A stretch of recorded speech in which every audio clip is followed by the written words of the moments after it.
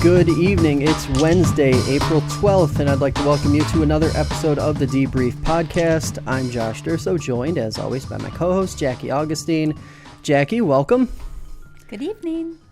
Boy, it has been a long 2 weeks. Oh, my goodness. There's a lot of stuff going on around here. Isn't there? Yes. Now, when we left the last time, did you think that we would have this much to talk about? No, I was still hoping, we'll probably have a slow week. We'll talk about this LLC loophole. I'm still waiting to get in there. But no, so much other stuff has come up that it gets bumped again. As seems to be the case lately. So any opening thoughts? I guess what I want to say is, well done. You spoke at the last Geneva City Council meeting, and you delivered a great message, as you always do. But speaking of that Geneva City Council meeting, two topics tonight are dedicated to that item. The Foundry. I'm going to let you start on this one because I know this is near and dear to your heart. It is because, I'm not really sure where to start with this. I mean, this is a serious issue. And I think what is emerging and what's of greatest concern to me, I'm not saying that this is the greatest concern to all the residents, although I do think this is what we heard come out, is that there was information available from the late 1980s, I mean, when I was 10 years old, that there was contamination related to the foundry. Mm-hmm. And in the late 1990s, when I was graduating from high school and college, the city had the information. Then I was on council for 16 years, where now, through a Freedom of Information request, online, it's been posted. You can read the correspondence between city staff and the DEC officers, officials. And clearly, the DEC is telling these city officials, better notify your residents. Can you please do some more testing of your residents and get that to us? And it never worked its way up the chain to city council. Mm-hmm. So now city council knows about it because the DEC finally just kind of blew it out of the water and said, hey, if you're not going to say anything, I guess we will. But it's a problem. I mean, it raises a lot of questions, a lot of questions. The most pressing, I suppose, for everybody living in this contamination zone now is, like, what happens next? Mm-hmm. So I have some ideas about that. So I thought it was kind of interesting. So you bring up the FOIL request and how there's a lot of information now out there. You can actually read the correspondence between both entities. And it seemed to be that a big focus for City Council at that last meeting was dealing with the misinformation that's out there, or the perceived misinformation that's out there. Right. There were a lot of people who spoke very passionately at that meeting who had they came from a variety of different backgrounds, leading to varying degrees of experience with it. But it seems as though, to me, if you have a misinformation problem, that's one thing. That's something you can address. But if you have a mishandling problem, yes, I don't know that you can fix that by having, by basically talking. One of the suggestions was, and I want to say it was Councilor Camera who suggested that the mayor and City Manager Matt Horn should provide monthly updates in form of a press release or something to that effect. I appreciate a press release as much as any guy in the news does. But unfortunately, if you're dealing with a 20 or 30-year problem, there isn't going to be anything that any of those counselors can do, nor the mayor or city manager can do to remedy what was already done wrong. You can fix and you can prevent from doing more damage tomorrow. Right. But there has to be some kind of, is it admission? I think so. Is it an admission? And I think when you say there aren't any counselors who could do anything, I don't think that's correct, because clearly there is one counselor, Gordy Eddington, who was the director of public works and was the project manager throughout this time, who could, and I believe should, be addressing this, because the record speaks for itself. So the question, there are two issues, right? I agree that going forward, regular, steady, honest, and open information is the best way the city can proceed, right? This current city council, the majority of them, find themselves in a situation that they didn't create, and they now need to figure out how to appropriately handle. Right. However, looking back at what happened, there need to be some answers. And this isn't a partisan statement. It's not a political statement. It's just a matter of fact.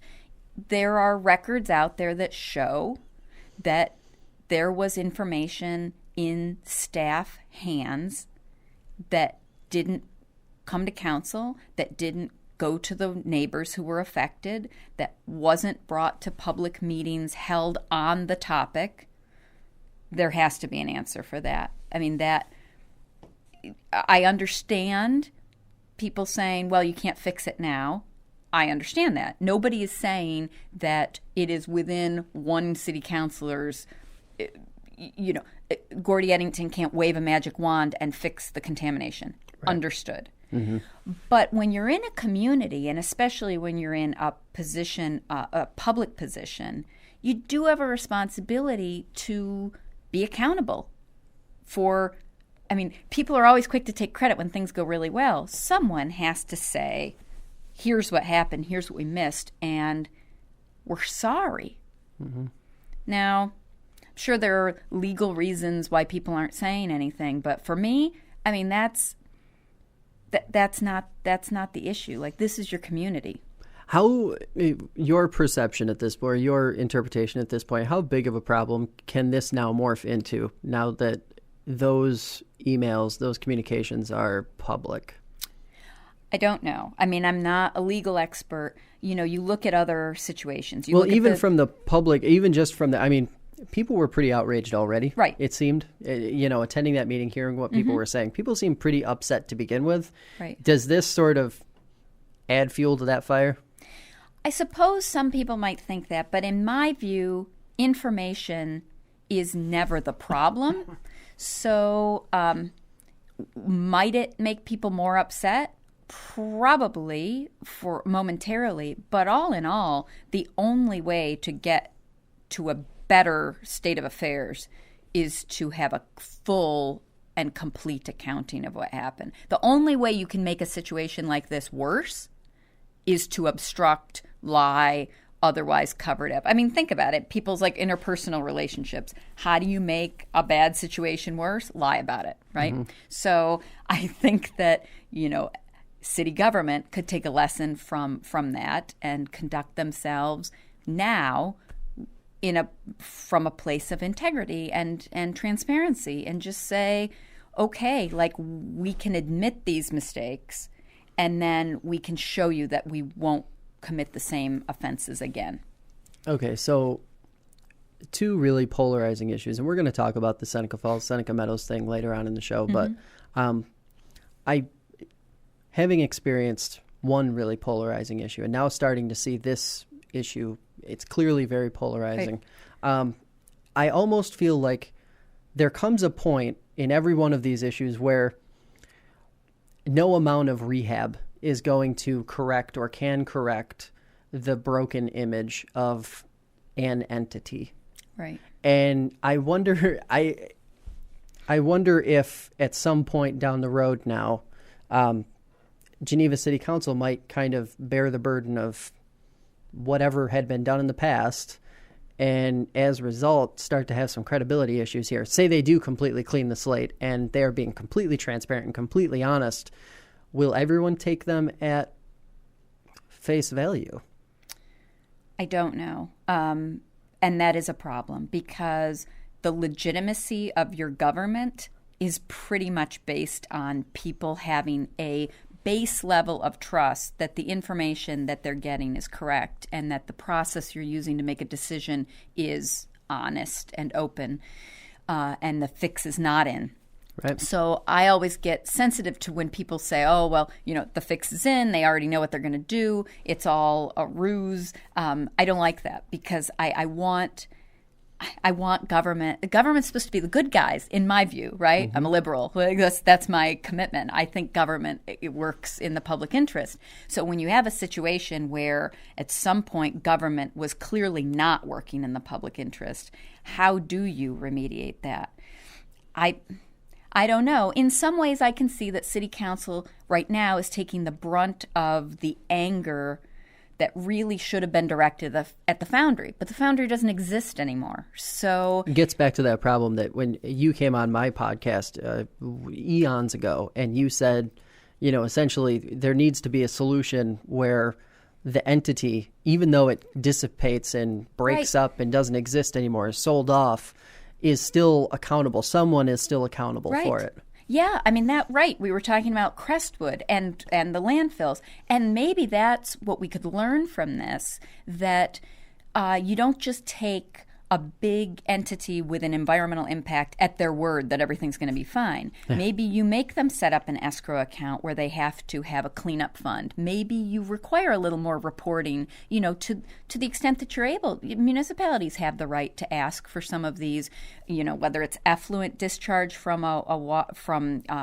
wastewater, whether it's smokestack emissions, cities and towns have the right to ask for those things. And now we're starting to see what happens when that didn't happen. So hopefully there's a lesson in that.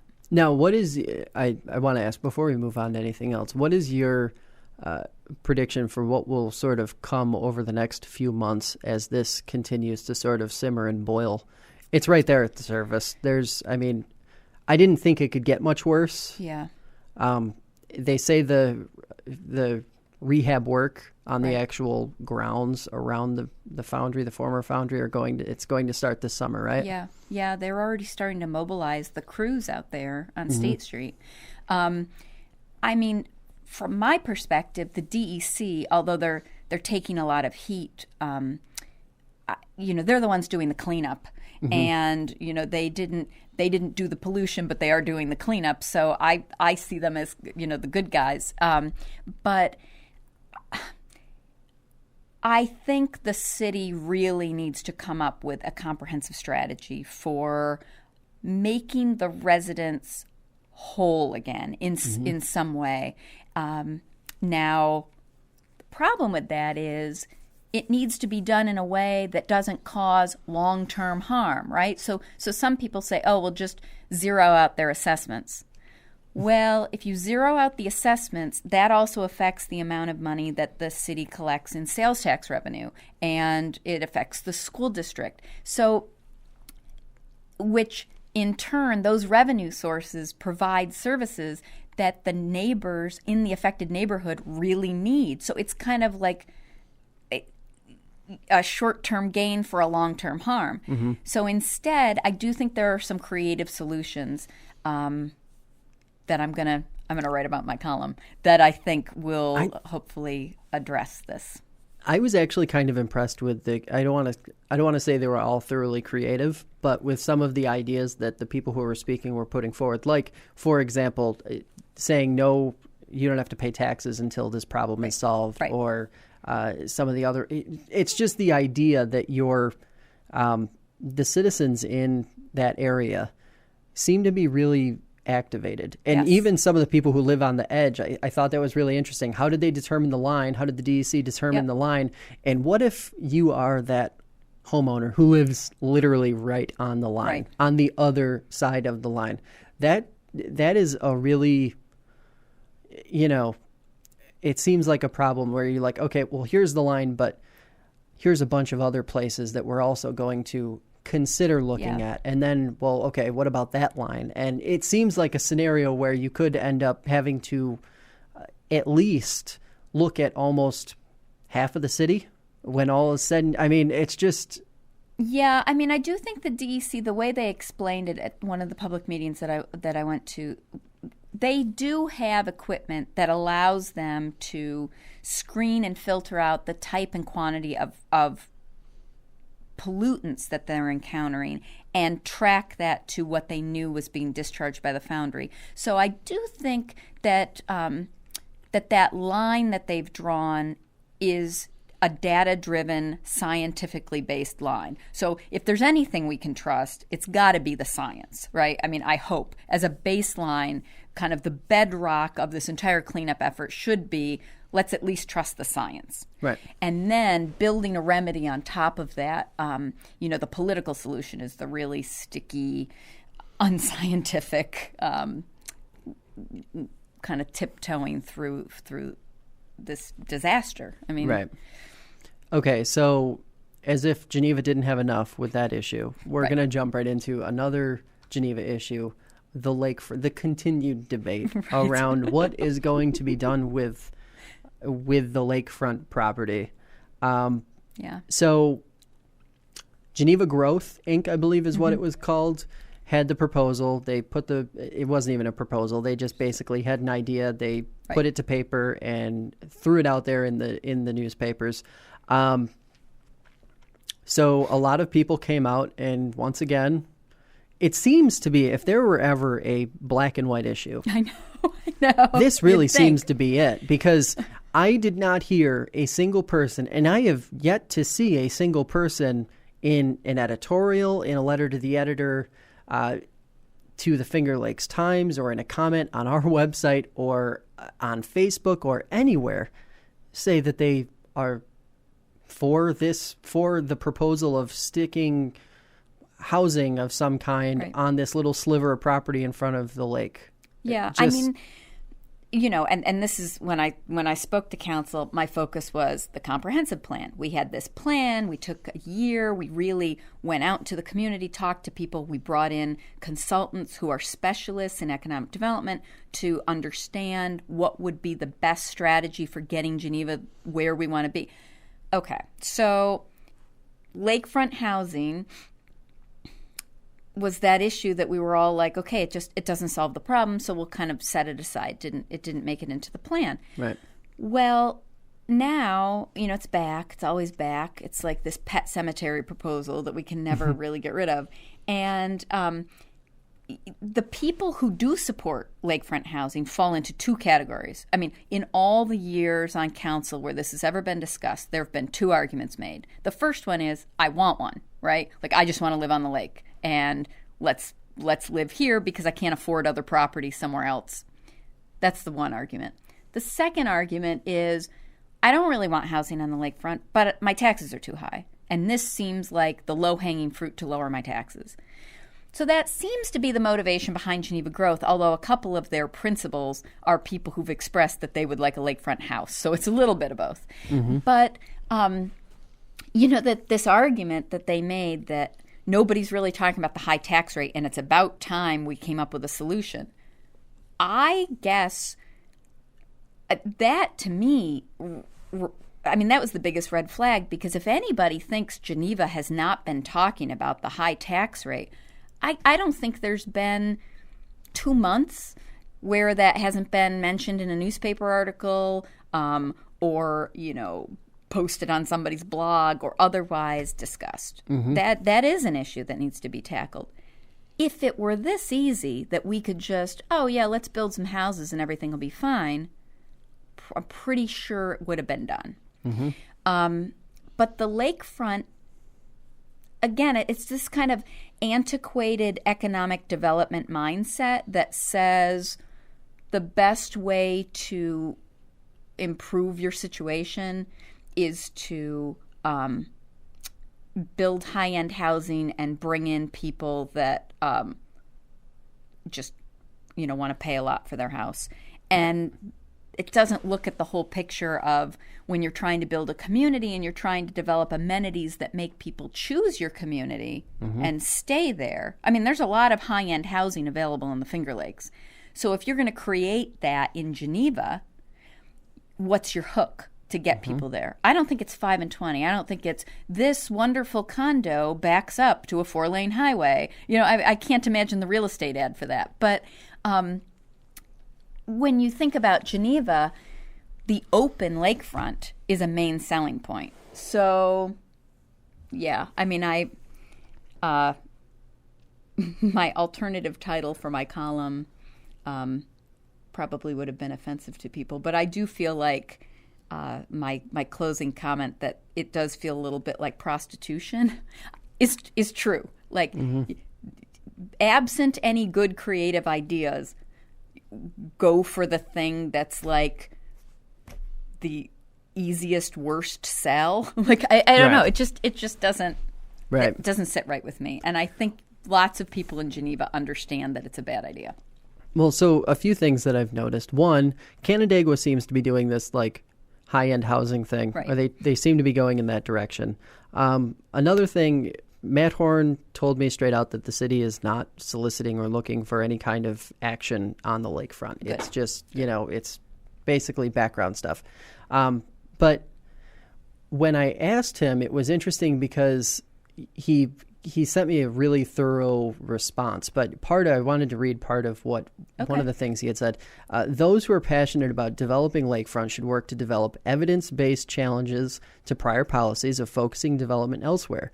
Those who are passionate about preserving the lakefront should do the same to defend that position. Now, to me, it's a great response. Yeah. But to me, that sort of seems like might always be on the table. Might always kind of be like, it's like, think of it as the nuclear option, I guess. Yeah. Nothing else is working, so this is the fail-safe. And Geneva is far, far, far, I feel like, from actually being in that place where they need to hit the big red button. Yep. But it seems to be the big red button. And as this whole thing ties into the surrounding area, let's not forget that any development on that sliver of land that they tried to sell before would actually fall into the town of Waterloo's jurisdiction, right. Which opens up an entirely different can of worms. And if you have, for those who follow Seneca County politics and follow the inner workings of the county and the different towns, especially in the northern end, this would not be met with open arms. Yeah. Not at all. On the very basic sort of, this is development, this is good, you might get a couple people nodding their head yes, but unless it's going to mean job creation, it'll just generate frustration and annoyance. And that alone actually is something that I feel like the city of Geneva and all other relevant parties involved should get together and try and figure out a solution to, because the fact that the Waterloo Planning or Zoning Board the town of Waterloo, that is, would have jurisdiction over a piece of Geneva property, right, is just mind-boggling. Yeah. It doesn't make sense. It's like when you're in the village of Waterloo and you're in the town of Fayette at the same time, and you don't understand how that's possible, right. But because of these bizarre lines that were drawn forever ago, it seems that there has to be a meeting of the minds, a joint meeting, or some kind of, okay, this is what we need to do. Because that could get so messy. Yeah. Yes. Agreed. It's, I don't know. I hope the proposal doesn't have any legs, because like Matt's email says, show the evidence that what is going on in Geneva and the trajectory that Geneva's on is wrong, not sustainable, failing in some way. And I think that would be very hard to do, because by all the metrics that we measure, number of houses for sale, time on the market, new people coming into the community, new businesses starting, Geneva's headed in the right direction. Right. So that doesn't scream, hold up, do something else, right. Abandon the plan. So, yeah, I'm a vigorous supporter of the comprehensive plan, because not only do I think it was the voice of the people, it's also the data-driven voice of the people. So, yeah, stick with what. Now, while we have the Geneva issue in front of us, the Geneva Lakefront issue, there was the other item that was discussed and then I believe passed, the boaters, trailers. Yeah. Interesting. Raising the price, right. Lowering the price, pushing people out, bringing people in. Right. What was your sort of 300,000 foot observation of that, just as it sort of broke down? Well, that was painful to watch because procedurally it was a mess. It looked like council didn't know what they were doing. Stuff's coming up at the last minute. Nobody's talked about it ahead of time. They're trying to amend stuff on the floor with this urgency that didn't seem to be warranted. And no one was able to articulate the main point, which Matt had articulated at a previous meeting, but seemed to have gotten lost in the shuffle, which is people don't like a ton of parking on the lakefront, and boat trailers take up a lot of space. Yeah. And a lot of out-of-town people are using the boat ramp because it's free. And shouldn't Geneva residents who help to pay for that with their taxes, the maintenance of that, shouldn't they have priority for using their own boat launch? So the idea was residents can use it for free. They can register, get a tag, they can park there. And then there will be a cost for out-of-town boaters that's meant to be a little bit more than going half a mile down the road to the state park to launch your boat in their newly revamped, paid for with your state tax dollars boat launch.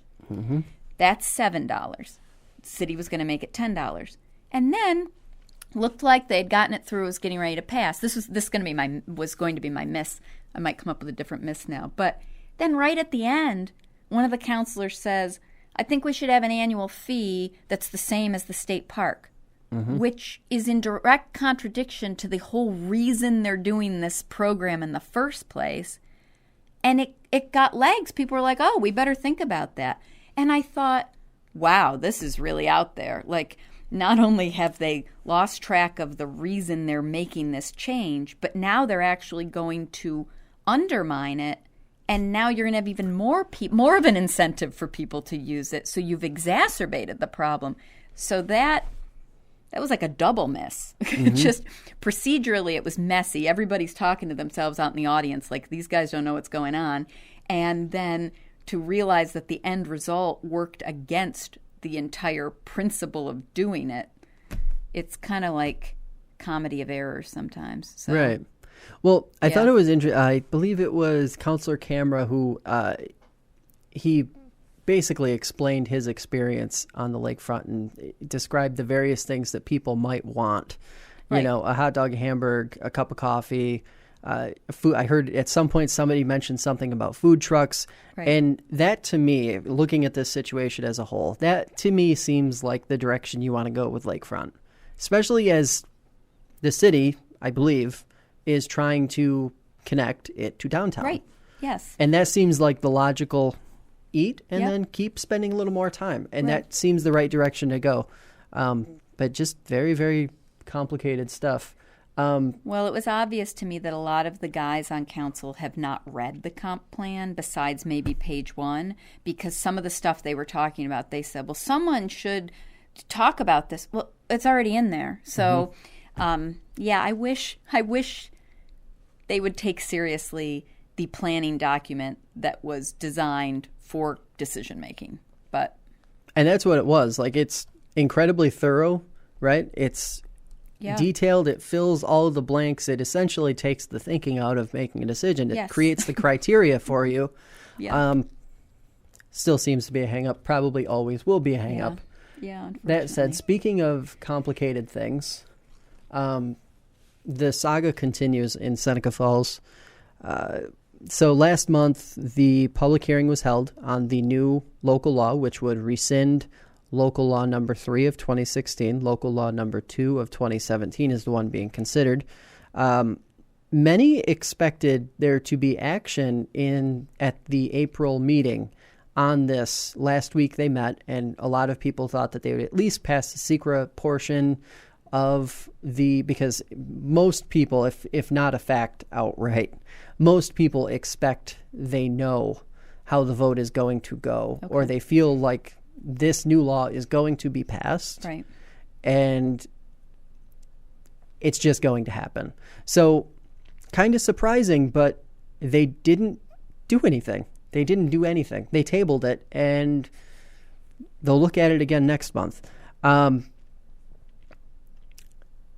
Interesting, I feel like, because we're at this sort of moment where Seneca Falls could, in theory, start to get ahead of itself and could start to move on to the other issues if they just maybe tabling like what they've done. Maybe that's the start of something. Maybe this is just me being optimistic. Maybe this is the start of them saying, okay, we're going to slow down on this and we're going to focus on the other items. Right. There's the prospect of a lot of economic development in Seneca Falls right now, and a number of a bunch of getting into warm weather. We hit 80 degrees a couple days ago. That means all of the projects, the sewer, the water, the projects that had stopped at the end of last year are going to be picking up again. And there are a lot of infrastructure issues in Seneca Falls, and I optimistically hope that this is the start of a trend. But next month, the big issue will be whether it's tabled again or whether it is slid off one more time. It is almost, to a certain degree, we talk about this, but things are sort of at a standstill. And I say that jokingly, like, no, literally things are at a standstill in Seneca Falls. There is no action being taken on other items. And the public's focus is still on this landfill issue. Right. Because it's the one that most people, whether you're for or against, have an opinion on. Mm-hmm. And I've always been one of those people who thinks that if you aren't as an elected official putting the information out there or trying to get something out of a particular point, you're not going to get anything from people on it. They aren't going to come find you and say, oh, hey, I'd really like to see such and such at such and such a place, or I'd really like to see you work on this. Right. That just doesn't... Right. There's a very small group of people who are dedicated enough to following local politics who will actually do that. Right. So if the town is being proactive and doing things, I feel like it would set up for a good situation. But there again, this Seneca Meadows issue, I want to ask you as an outsider, what is it like seeing this sort of drag out and play out and be sort of stuck on this? Seneca Falls is stuck on this seesaw back and forth. Yeah. Well, from my perspective, it looks to me like what you would expect if there are two very strong competing interests, right? So you've got public opinion on one side, which elected officials, for better or worse, usually like to be on the right side of public opinion. I would say, as an outsider, it looks to me like public opinion is toward reining in the landfill, getting, keeping the local law as it exists, not repealing it. Then you've got the landfill interest, and that exerts itself in a variety of ways. I think some obvious, some not so obvious, and I don't know. To me, it looks like you probably have a couple of town board members who know that politically people are going to be upset with them if they repeal the law, but maybe for whatever reason they feel like they have a commitment to Seneca Meadows that they will repeal the law. And trying to parse those two things out. Because like you said, it's not as though the tabling is happening so that more information can be garnered and given to the public. Like I have a lot of respect for tabling a motion when there's a list of items that information needs to be gathered on these 4 points, and once we have that, we will bring it back up for a vote. Tabling, unfortunately, also recusing themselves, right? When people just at a council meeting or town board meeting or something, all of a sudden say they're not voting or they're going to abstain. Like, you're not supposed to do that. You can only do that if you actually have a conflict, and then you have to disclose what it is. So the same thing with tabling. You can't just put off a decision because it's uncomfortable. At some point, you need to articulate, this is my position, this is how I'm voting, this is what the record will show. And if you can't make up your mind, you need to explain to people, here's what I'm waiting on, here's what I'm, and if it turns out the information is this, it's going to tip me this way. And if it's this, it's going to tip me that way. That's how you deal with people in a really straight way. You just say, here's what I'm thinking. Yeah. But I don't like the idea that everything has to be so guarded. So, there's executive session, something gets tabled, and no one knows why. What are the unanswered questions? And I don't know what Seneca Falls bylaws or rules of order are. I don't know if something's tabled, if it can be indefinitely tabled, or if it has to come up at the next meeting. Different boards do it different ways. Mm-hmm. But I think an indefinite table without an articulated reason is bad government. Mm-hmm. It's my opinion. Yeah, so last night Here comes the hate mail, but it's my opinion. Right. Well, last night the County Board of Supervisors met, and several of I'll call them the key speakers, the ones who have been really influential on the anti-landfill side in Seneca Falls, came out and they spoke to the board and they asked the board to either pass a resolution supporting Local Law 3 from last year or taking action to sort of take control of the situation. But the point that I felt was really important to note, that one, the county has already passed a resolution. I believe they passed it last year, supporting the town moving forward with legislation. So they've aligned themselves as against the landfill. Okay.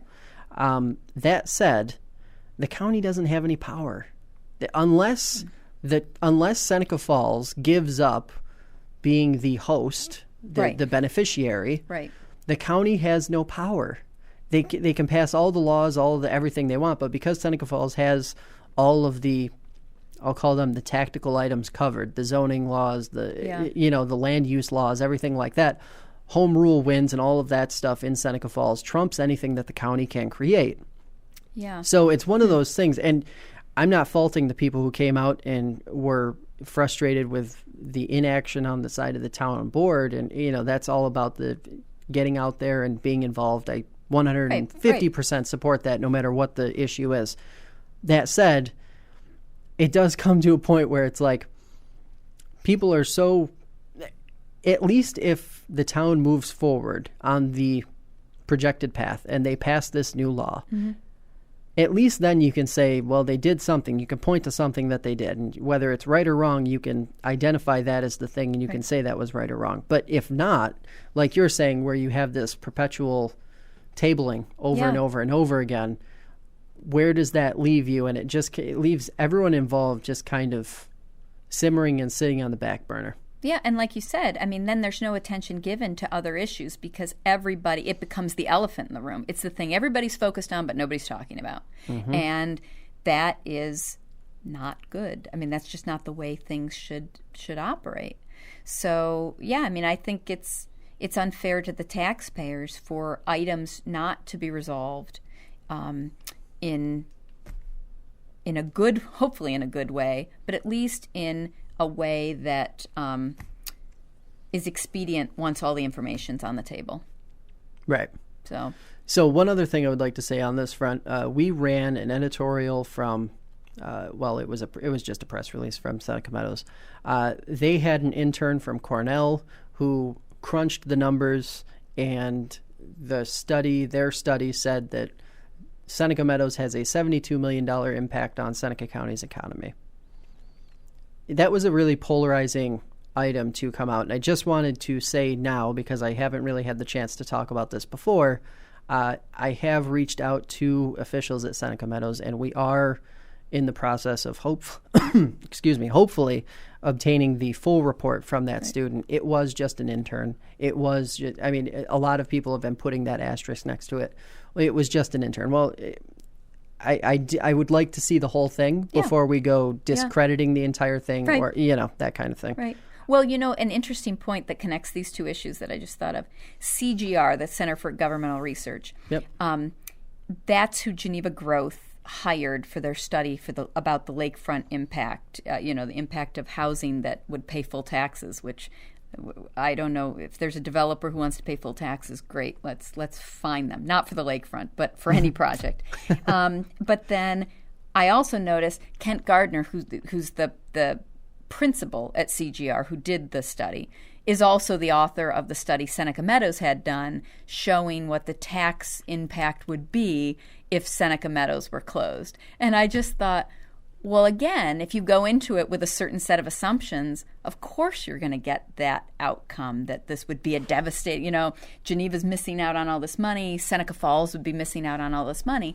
But the missing pieces are the assumptions about the trade-offs that are inherent in those choices. So it's not all about the tax dollar in the short term if you miss the big picture, the long-term consequences. So. And Kent Gardner, will be on my podcast later this spring. Excellent. I managed to get him. You can ask him about both studies. Yeah, well, okay, so Michael Warren Thomas, a guy who has spoken at several of these meetings, he actually, I want to say at one time, he'll correct me if I'm wrong, but I believe at one time he worked for the CGR. Okay.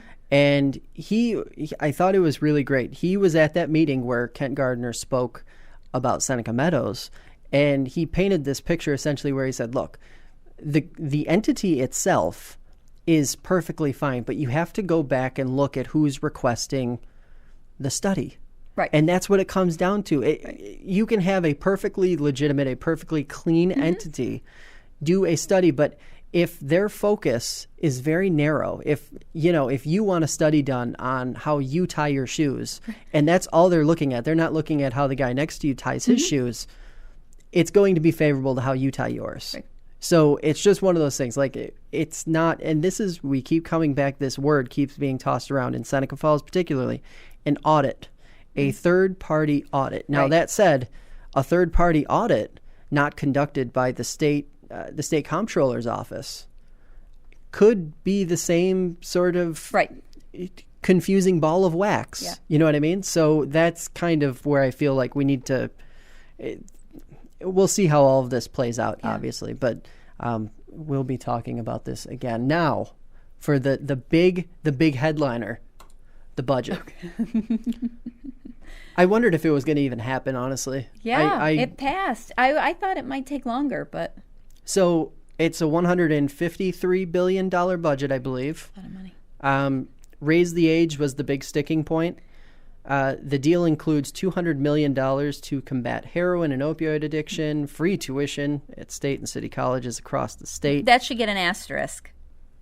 Free tuition. No, it is literally exactly what they're saying it is. It is free tuition and nothing else. Right. Clean water funding also is included. Obviously, that's big for those of us in the Finger Lakes. Right. What were sort of your big takeaways from the budget itself?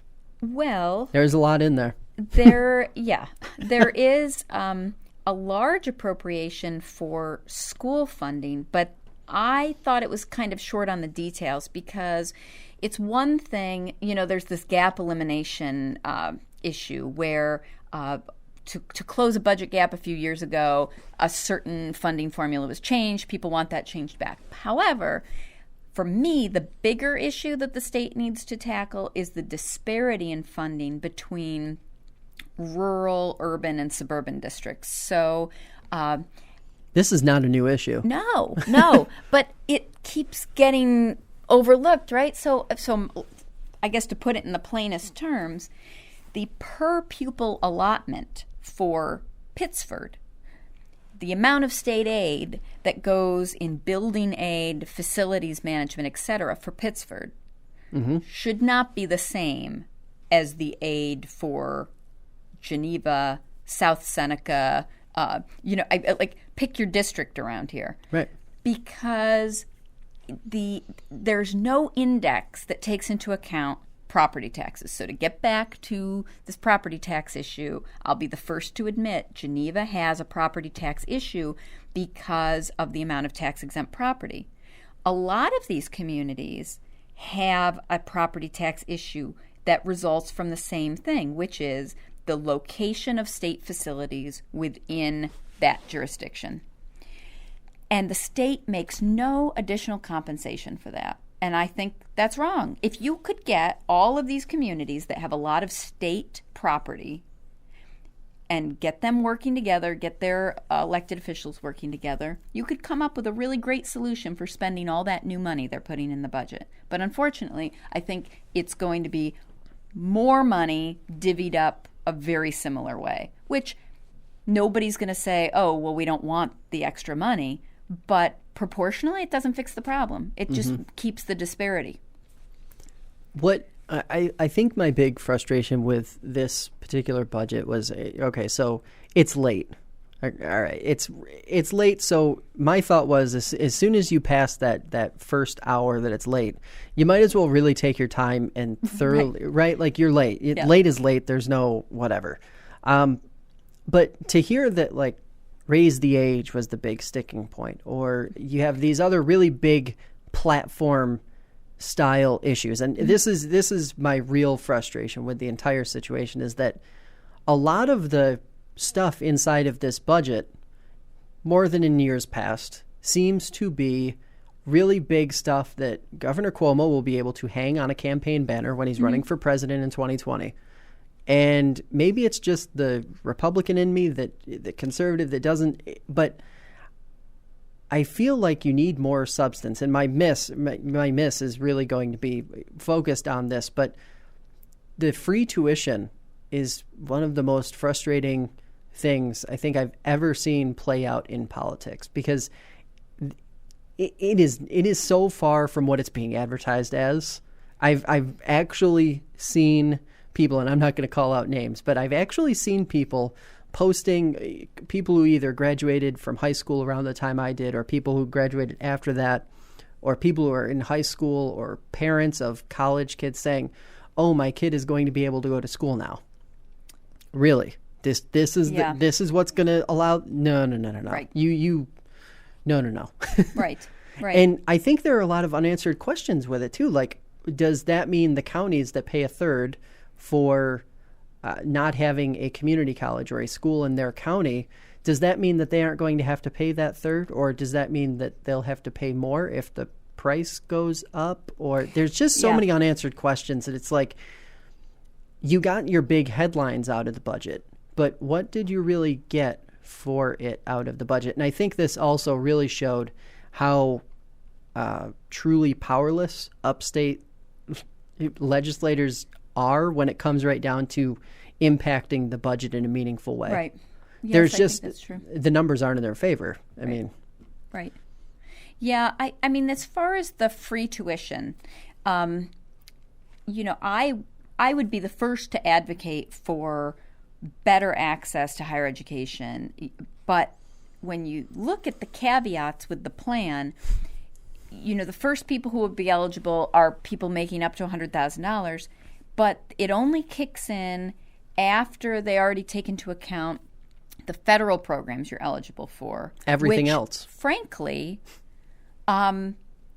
if you're in a particular income bracket, you were going to get that money anyway.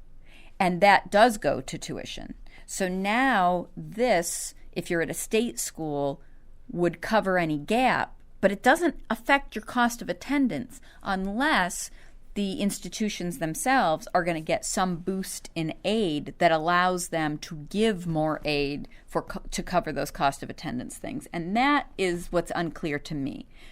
It said there'd be an increase in TAP, but it seems like that was for private colleges to try and, there was an argument that this is going to make things more competitive between private colleges and public universities in the state. So this increase in TAP was supposed to help level the playing field, but it's not clear to me that it's going to do that. And I'm not totally. I mean, if it helps some people, great, but I'm not sure. I wouldn't go around saying public education, higher ed in New York State's fixed now, because it's not. And, I've been reading all the headlines. New York State's the first state to offer free tuition. Yeah. And I'm thinking, I don't want us thinking everything's solved, because it's not. And there's a work requirement, too, that you have to stay in New York State and work, which, hey, I think a great economic development strategy is to keep graduates here. Absolutely.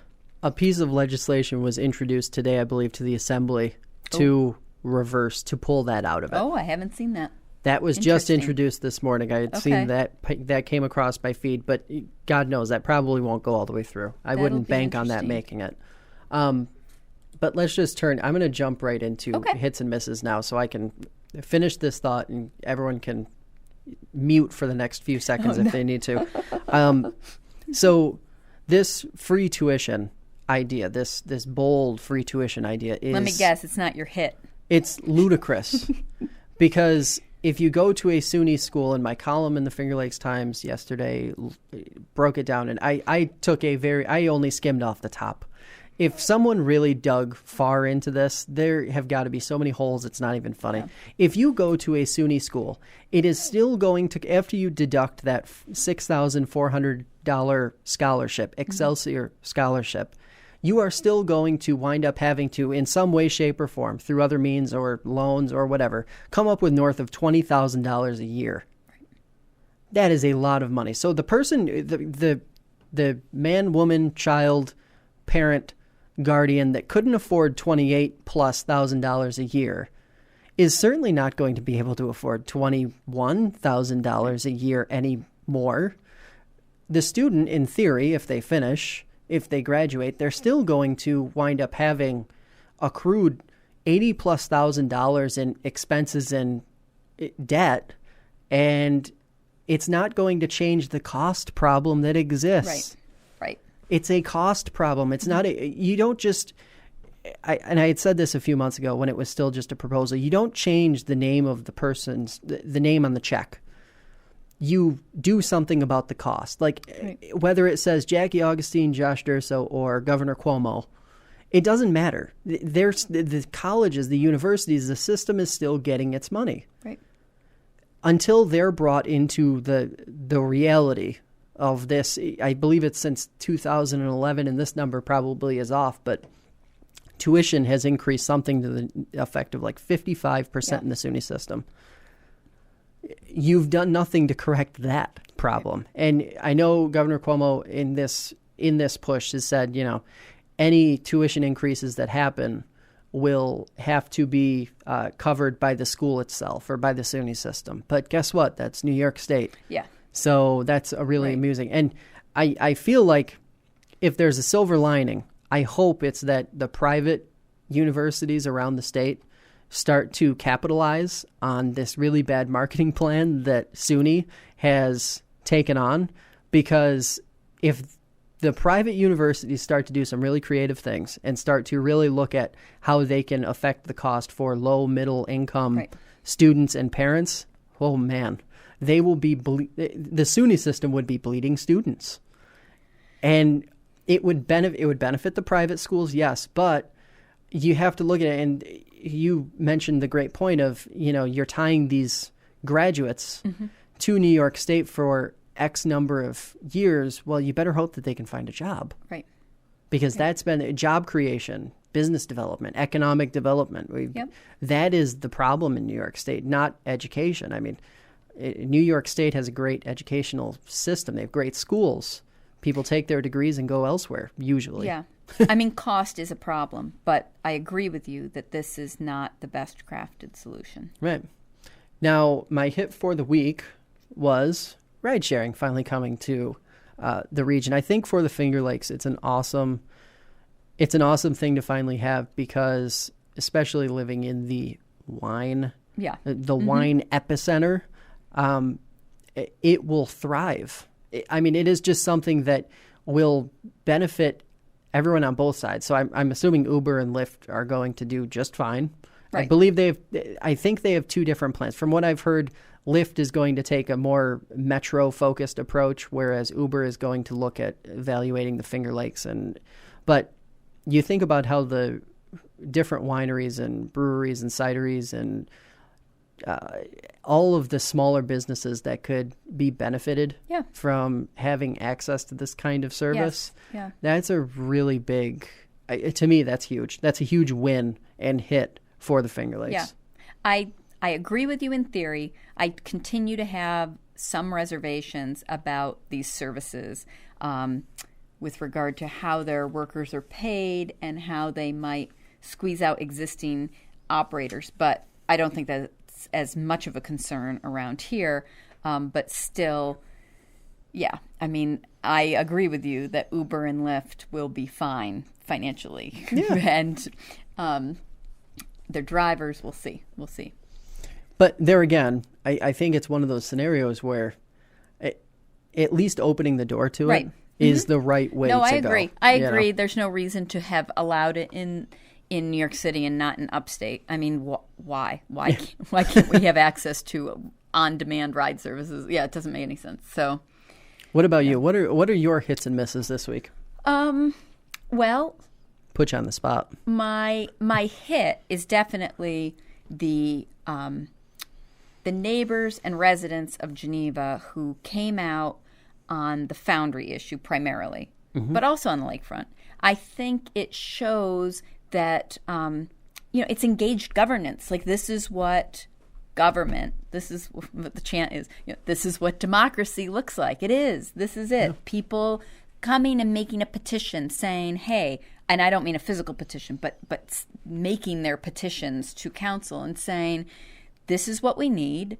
This is the right thing to do. Now do it. Like, we're here to watch you respond to us and take this up and take it seriously. And I think that takes a lot of courage, and I think it's an excellent thing.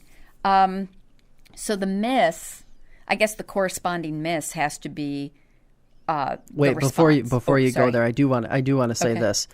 For the people who might be hearing that and saying, "Oh, how much courage does it really take to go see?" If you saw the turnout at these meetings, whether it's in Seneca Falls, Seneca County, Ontario County, or Geneva, when these polarizing issues are on the table, you'd be saying courage too. Yeah, and I mean, people get up there and they lay it out. They say, this is me. This is what's on my mind, and please listen. Yeah. And, we'd be worse off if people weren't sharing their opinions and their demands. Then things really would be breaking down. So I think it's good that people come out, and I think it's great, and I hope they are taken seriously and heard. So I guess my miss is that, at least initially, I'm not yet confident that some of the concerns. So first, by comparison, the minor issue of lakefront development, it's clear that many members of council don't know the comp plan. And that's a shame, because so many people in Geneva worked on that. You'd think you'd want to know what your residents have spent time on. That's right. But then on the issue of the Foundry,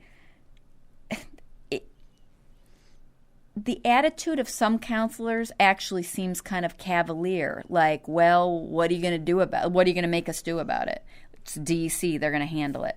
And that is not a community spirit. That's not, we're all in it together. And if you see your neighbors hurting and you just say, not my problem, I mean, you're not doing your job. So it's my miss. All right. Well, it's been a busy, busy, busy show. Now, we may be back next week. Stay tuned to Facebook to find out if we will be back next week. If not, we will not be back until what will be the second week of May, because we are here at fingerlakes1.com relocating.